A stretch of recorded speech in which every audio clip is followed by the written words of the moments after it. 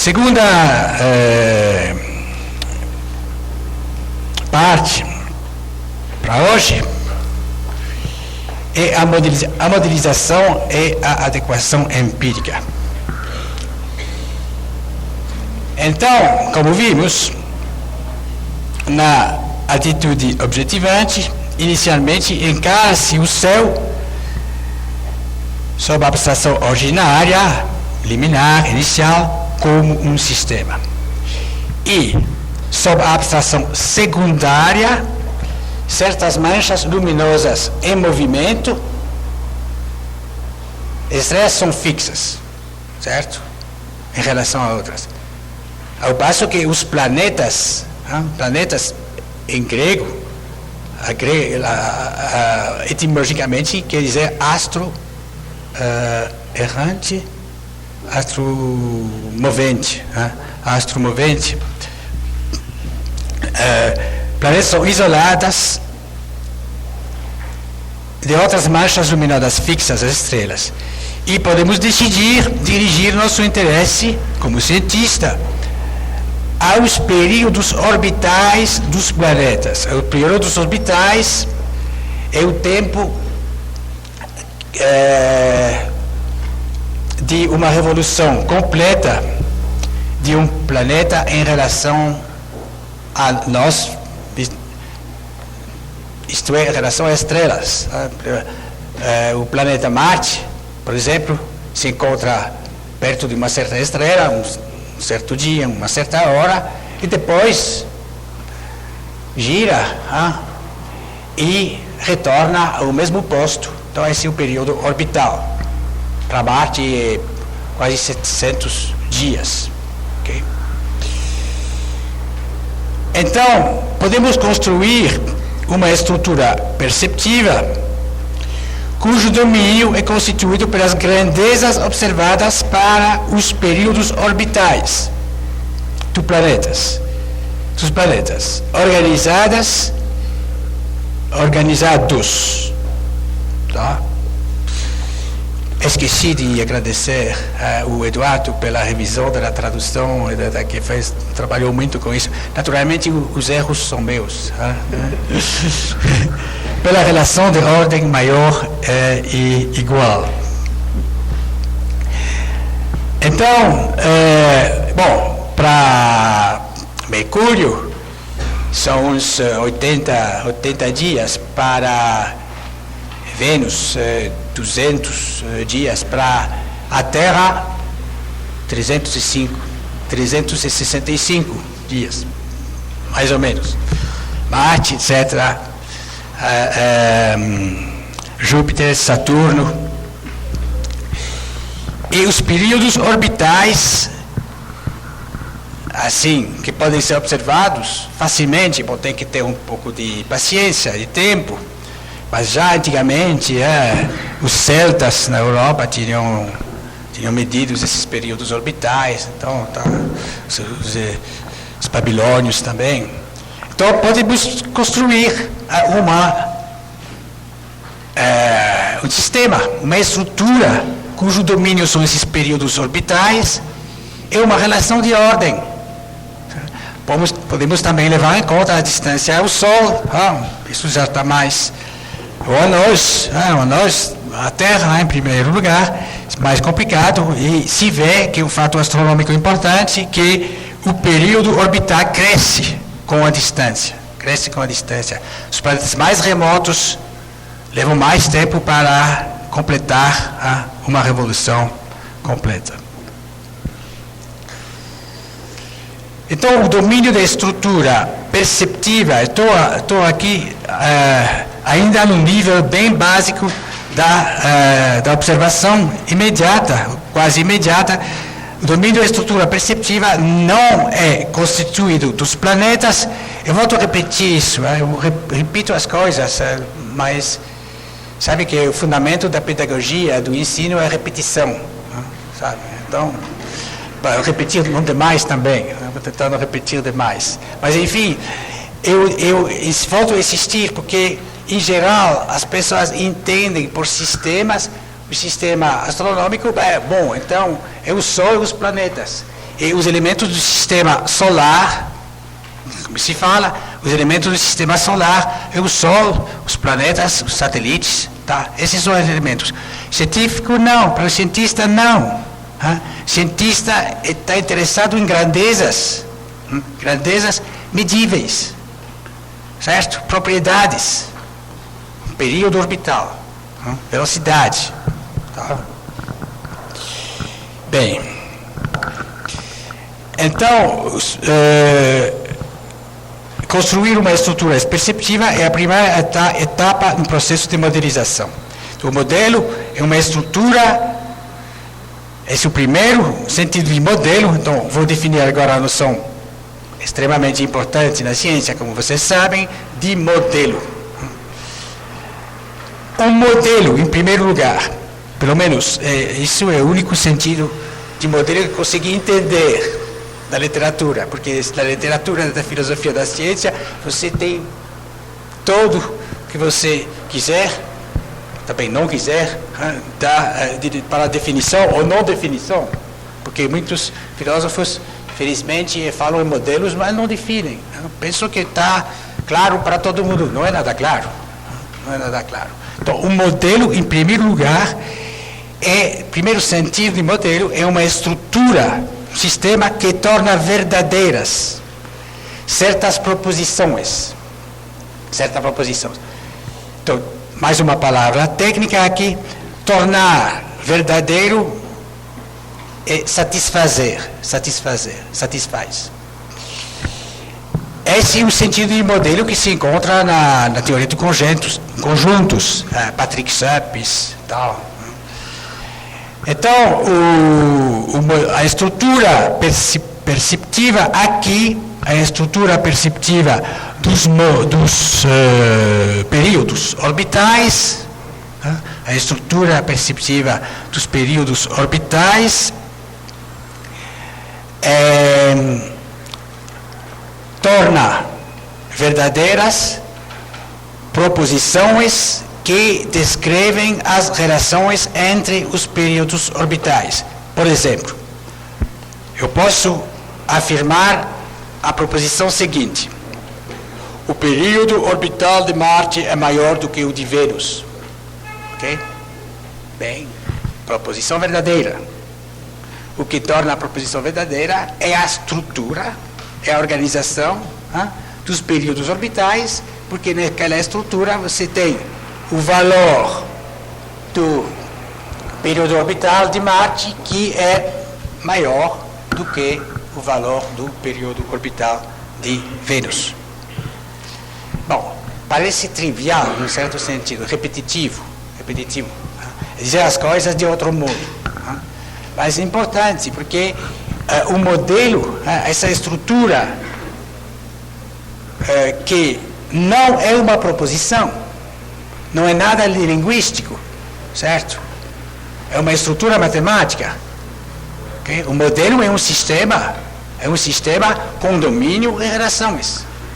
Certos números em unidades de tempo, dias, e uma relação de ordem. É uma estrutura matemática, mas não é linguístico. Então, essa entidade não linguística, esse sistema, quando torna verdadeira uma proposição, se diz que é um modelo dessa proposição. Um modelo satisfaz, torna verdadeira essa proposição. Certo? Importante isso. Tá bom? Então, um modelo é um sistema, uma estrutura que o que se diz, uma outra palavra técnica, é o truth maker, em inglês, o realizador, o fazedor de verdade de uma proposição, de proposições. Então, o modelo é um fazedor de verdade de algumas proposições. Aqui o modelo satisfaz, o modelo dos períodos orbitais satisfaz outras proposições, como o período orbital da Terra é menor do que o período orbital de Júpiter. por exemplo, etc. Ok? Então,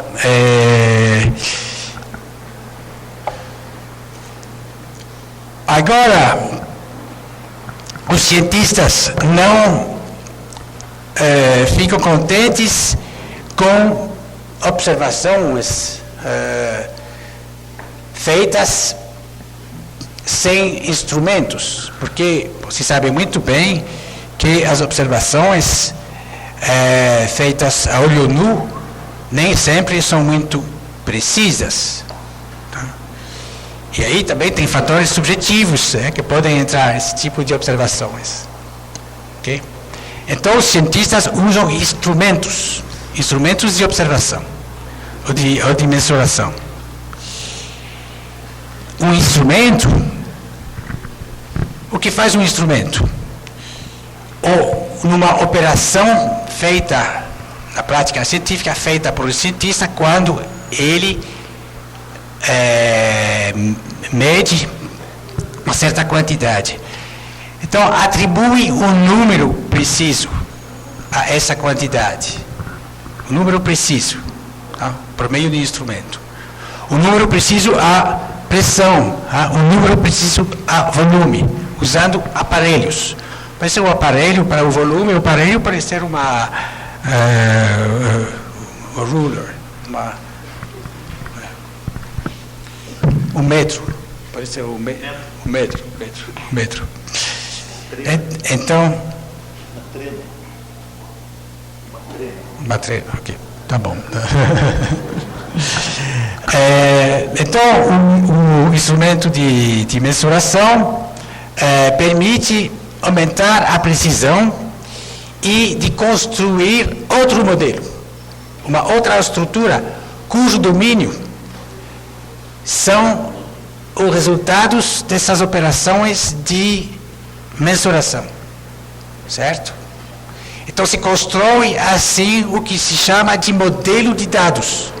Modelo de dados. Certo? Então temos até agora a estrutura perceptiva, modelo perceptivo, e depois agora usando instrumentos temos o modelo de dados, data model em inglês. Também é uma expressão muito usada. Então, os procedimentos de mensuração geram uma nova estrutura, cujo domínio é o conjunto dos resultados obtidos com instrumentos, que é o modelo de dados, e que satisfaz certas proposições acerca dos valores obtidos pela mensuração. Ok. Então, esse é o primeiro sentido de modelo. Modelo, uma estrutura que torna verdadeiras certas proposições.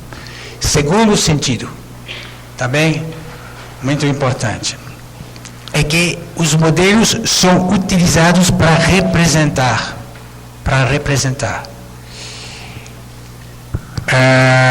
Os cientistas utilizam modelos também para representar certos aspectos dos fenômenos. Então, o modelo de dados pode ser utilizado como uma representação de uma estrutura perceptiva.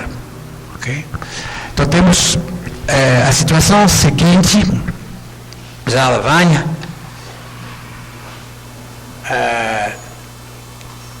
estrutura perceptiva,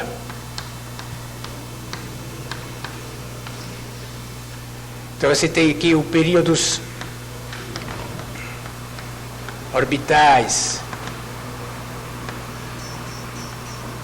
observados a olho nu e depois, obrigado, o modelo de dados cujo domínio são os períodos orbitais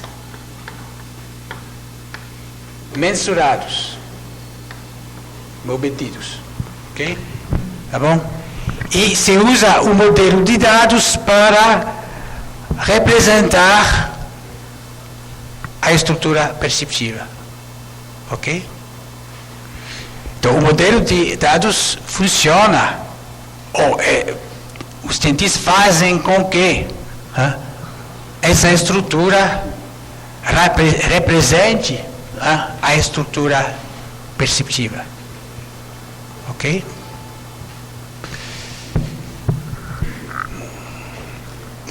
E, para construir, estamos numa prática científica de construção. Construímos uma correspondência entre os resultados de mensurações e as grandezas observadas diretamente. E se os domínios da estrutura perceptiva e do modelo de dados contêm o mesmo número de elementos, podemos construir uma correspondência biunívoca, uma bijeção, cujo conjunto de partida é o domínio do modelo de dados, certo?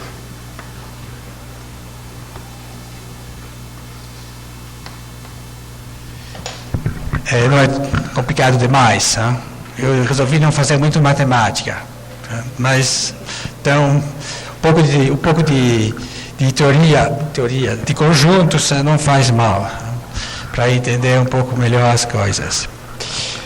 Então, podemos construir uma função bijetiva, correspondência one-one, um a um, uma correspondência entre o modelo de dados e o modelo observado, este é o domínio de partida e o domínio de chegada. Então, esse é o representante, representante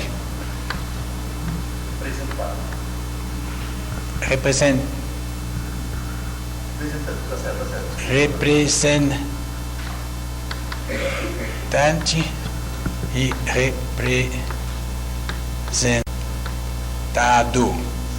E não uso o termo representação, porque representação é ambíguo. Em português, também em francês e em inglês. Representação pode significar o representante, a representação, o modelo de dados nesse caso, mas também a relação de representação. A relação de representação entre o representante e o representado, certo? Ok? Mas isso não é suficiente. Nós queremos que a função objetiva, nesse caso, preserve as relações. Quer dizer que, se aqui tem uma relação de ordem entre dois elementos, ok? O elemento A, B, e que A é maior que B, digamos assim, queremos que a função objetiva mande o elemento A no elemento A pequeno e que o elemento capital B maiúscula B maiúscula seja enviado no B minúscula de tal forma que aqui nós temos que B também é maior que A. Eu coloco, isso não é estritamente a mesma coisa, mas vamos deixar para lá dos detalhes. Então, quando a função preserva a relação, quer dizer que se tem uma relação maiúscula A maior do que do A maiúsculo é maior do que B maiúsculo. Aqui também temos B minúsculo maior do que A minúsculo, certo? Ok? Então, a função preserve essa relação, as relações em geral. Se chama de isomorfismo, ok? Isomorfismo. Do grego, isos, mesmo, tá? morfé, forma. Então, um isomorfismo, uma função isomorfa, é uma função que preserva as relações. E quando temos uma função desse tipo que preserva as relações, nós temos uma função representativa. Podemos falar em representação. Ok? Podemos falar em representação. Uma noção mais geral é uma noção de homomorfismo, que não exige que a função seja objetiva, mas pode ser não objetiva. Okay? Uma noção mais geral, menos exigente. Ora, eu defendo que uma condição necessária, pelo menos na ciência, mas também eu acho em outros campos, mas eu não vou falar sobre isso, uma condição necessária para que tenhamos uma relação de representação, uma relação representativa entre duas estruturas, uma condição necessária, é que haja um morfismo, um morfismo entre essas estruturas. Então, a construção de um homomorfismo, noção mais geral, é uma condição necessária para ter uma relação de representação entre duas estruturas. E nesse ponto eu discordo com vários filósofos, entre os outros, Bas van Fraassen. Ok? Então, uma relação de representação apoia-se sobre uma função representativa, que deve ter sido previamente construída por um usuário. O cientista, nós, somos nós que construímos as representações. Uma relação de representação apoia-se sobre uma função representativa que deve ter sido previamente construída por um usuário. Um sistema representativo representante representa o sistema que de fato representa, não em virtude de suas características próprias intrínsecas, mas apenas relativamente a um usuário. Vou explicar isso. Em primeiro lugar, uma citação de Van Fraassen. Quote: qualquer coisa pode ser utilizada para representar qualquer outra coisa. Sim. Por exemplo, também um exemplo, uma folha de papel com algumas linhas traçadas, assim, ao acaso, pode ser utilizada mediante apropriadas convenções. Ok? Eu digo, por exemplo, esse trecho daquela linha torta representa a reitoria. Ok? Por exemplo, uma convenção.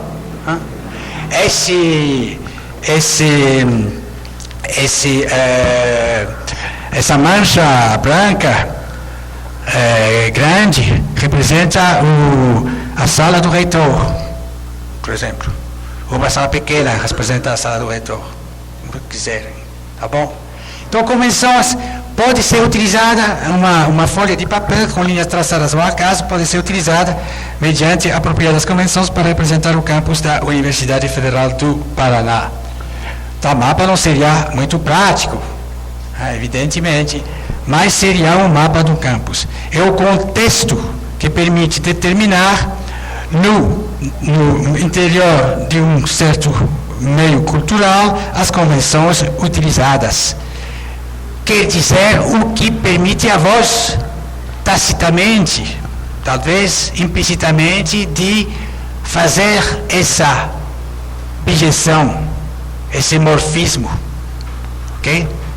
Quando você tem um mapa normal, implicitamente vocês fazem vocês constroem uma função. uma função entre linhas coloridas. Isso é uma rodovia. Uma linha menor é uma avenida, digamos assim. Então tem uma correspondência entre o sistema, o mapa e o sistema real. Ok? Vamos nos divertir um pouco. Tem algum de vocês que sabe o que é isso? O mapa. O mapa, está certo, um mapa. Bom, em primeiro lugar, se trata de um artefato, não é um objeto natural. É um tipo de coisa que se encontra na natureza. A natureza não produz espontaneamente esse tipo de artefato. Ok? E então, esse artefato... isso não quer dizer que você poderia usar objetos naturais, pedras encontradas com linhas, poderia também usar essas pedras como mapas, mediante convenções, mas isso não é um objeto natural. Esse é um mapa marítimo que foi usado pelos micronesianos, na Micronésia, mapa marítimo para se orientar em relação às estrelas, correntes marítimos. Aqui tem a referência exata, que citou aí o livro. Agora, não sabemos mais exatamente em que aqui correspondem os elementos, o domínio dessa estrutura. Qual é o domínio relevante e pertinente? Porque vocês têm aqui, vocês conseguem ver, aqui você tem pequenas conchas, cores, chamam de cores, conchas. Tem nós também. Naturalmente tem formas, tem interseções com nós, interseções com essas conchas. Então, correspondem a ilhas, os pedaços de madeira correspondem a correntes, não sabemos. Então, para ler, para poder utilizar na prática esse tipo de artefato como mapa, nós temos que conhecer as convenções. E as convenções, em um certo meio cultural, são tácitas. Ok? Ok, então, a relação de representação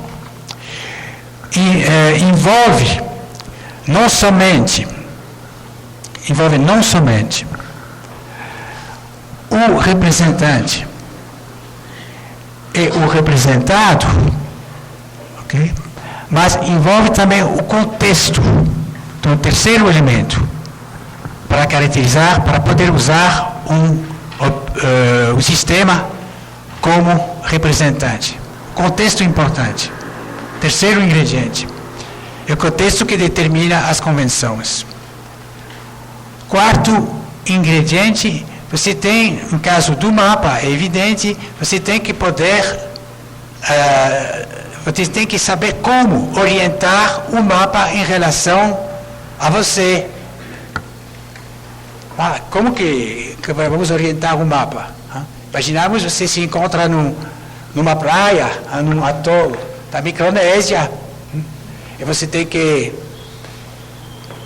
se embarcar para outra ilha. Você vestido esse mapa, mapa de madeira, aí você tem que orientar o mapa em relação às estrelas, em relação à ilha no qual se encontra. Esse é o elemento indexical.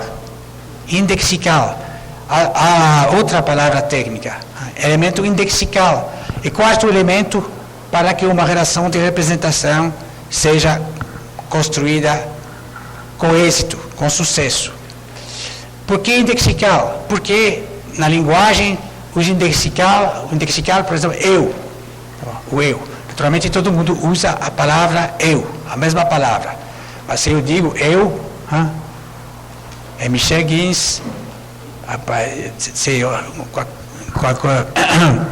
um de vocês usa essa palavra, eu é outra pessoa, certo? Se chama indexical. A mesma coisa, para usar um mapa, trata-se de um elemento indexical, porque você tem que usar o mapa, e para usá-lo, você tem que se colocar em primeira pessoa, se localizar em primeira pessoa em relação ao mapa. Então, a relação de representação envolve 4 elementos: o representante, o representado, o usuário, elemento indexical, e o contexto.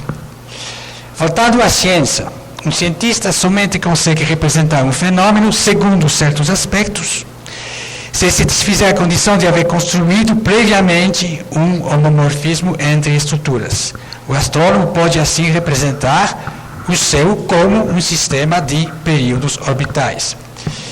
Então, temos aqui, se isso for correto, uma consequência contra-intuitiva.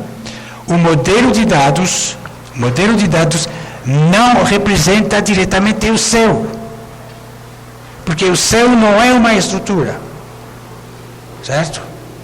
E para construir uma relação de representação, você tem que construir uma função entre estruturas, entre sistemas.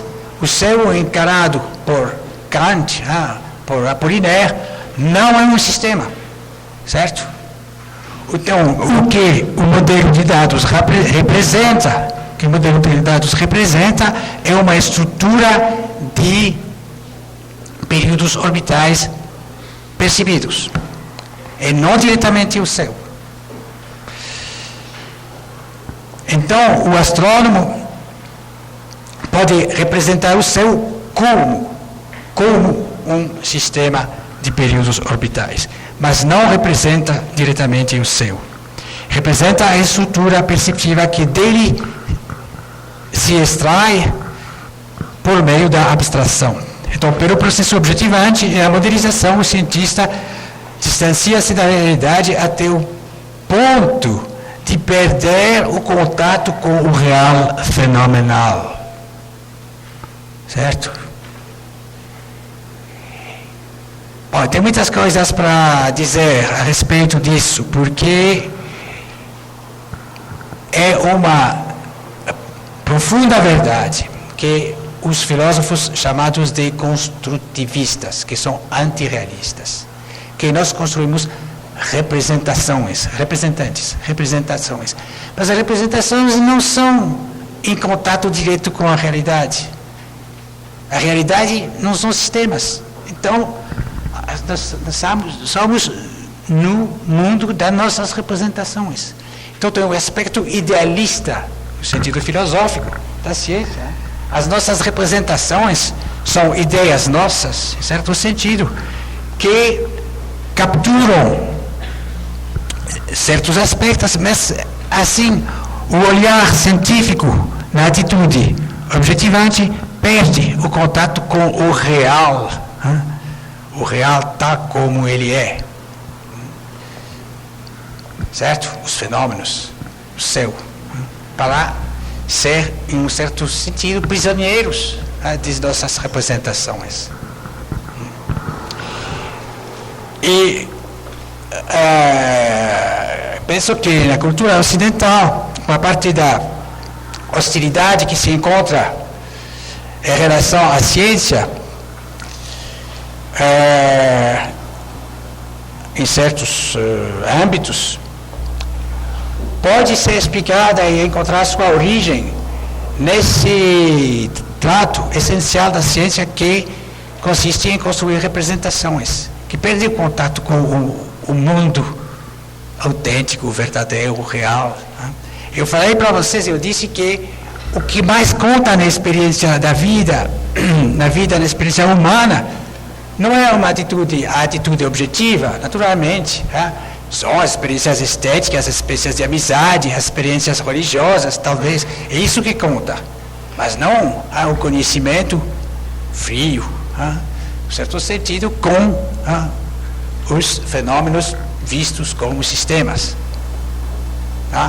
Então, essa é uma questão sobre a qual teremos a falar amanhã. como que podemos ainda defender uma posição realista em relação à ciência? Eu tento defender quando a ciência procede por meio de representações. Então, vimos que o modo de proceder do cientista é de partir dos fenômenos, por abstração primária e depois secundária, construir uma estrutura perceptiva e depois um modelo de dados.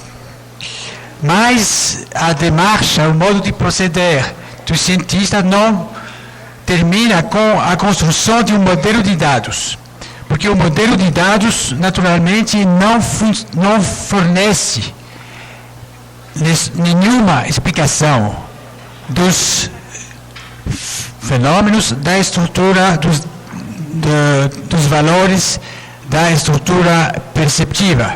Não tem explicação. A representação aqui não é uma representação explicativa.